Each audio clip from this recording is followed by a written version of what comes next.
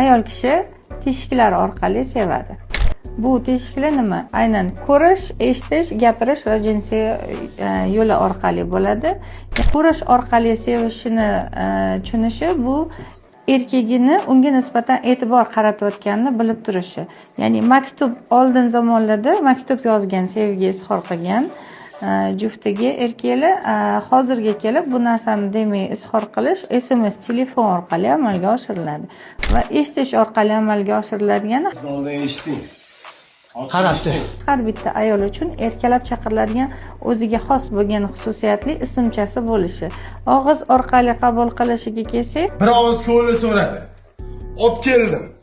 Ayol kishi uchun mo'ljallangan faqat u uchungina olib kelinadigan qanaqadir shirinligi, o'sha yaxshi ko'rgan mevasi bo'lishi mumkin, har kunlik va jinsiy yaqinlik me'yoriy holatda hisoblanadi. Mana shu 4 ta me'yoriy holat qoplaniladigan bo'lsa, xiyonat bo'lmaydi va ana shkopdan chiqadigan olimlar umuman bo'lmaydi degan.